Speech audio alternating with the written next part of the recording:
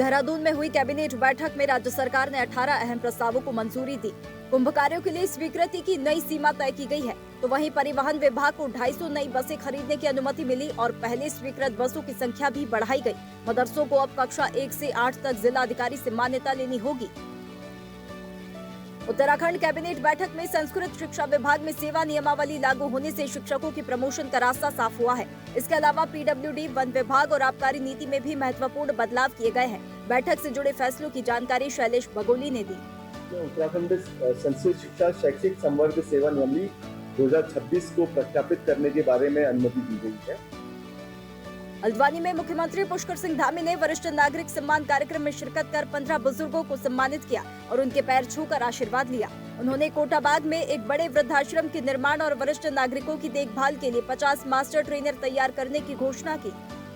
सारे बुजुर्गों का सम्मान का कार्यक्रम हुआ है। हम बुजुर्गों के सभी प्रकार के सुविधाओं के लिए, उनके जीवन के लिए, उनके सम्मान के लिए प्रतिबद्ध हैं। मुख्यमंत्री पुष्कर सिंह धामी ने एग्जिट पोल पर प्रतिक्रिया देते हुए डबल इंजन सरकार के विकास मॉडल पर भरोसा जताया। साथ ही नैनीताल में मानव वन्यजीव संघर्ष को गंभीर बताते हुए सख्त कदम उठाने की बात कही। उन्होंने 4 धाम यात्रा को सुरक्षित और सुव्यवस्थित बताते हुए श्रद्धालुओं का स्वागत भी किया। हमारी प्रदेश सरकार भी पूरी तरह से समर्पित होकर कार्य कर रही है। नैनीताल जिले में भी कोटाबाग में इसके लिए जमीन मिल गई है।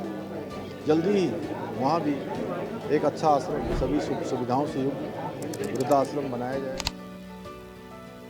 देहरादून के प्रेम नगर में हुई घटना को लेकर मुख्यमंत्री पुष्कर सिंह धामी ने कहा कि ऑपरेशन प्रहार के तहत अपराधियों पर सख्त कार्रवाई हो रही है और इसका असर दिख रहा है। उन्होंने दोहराया कि राज्य को अपराध मुक्त बनाना सरकार का संकल्प है और जनता में भय नहीं रहने दिया जाएगा। अपराधी यहाँ से भाग रहे हैं या जो अपराधी हैं उनके खिलाफ सख्त कार्रवाई की जा रही है। इसको और तेजी से चलाया जाएगा। आम जनमानस के अंदर किसी प्रकार का भी कोई भय का वातावरण न रहे। ये पूरी तरह से अपराध मुक्त उत्तराखंड हो, ये हमारा संकल्प है। मुख्यमंत्री पुष्कर सिंह धामी ने ऑपरेशन कालनेमी को दोबारा तेज करते हुए छद्म वेशधारी ठगों पर सख्त कार्रवाई के निर्देश दिए हैं। प्रशासन को 4 धाम कांवड़ यात्रा और आगामी कुंभ को देखते हुए विशेष सतर्कता बरतने को कहा गया है ताकि श्रद्धालुओं की सुरक्षा सुनिश्चित की जा सके। 4 धाम यात्रा चल रही है, इसके बाद कांवड़ यात्रा चल रही है। आने वाले समय में हमारे भी राज्य में कुंभ का भी आयोजन होना है, तो इसलिए कालनेमी को भी जोर शोर से चलाया जाएगा।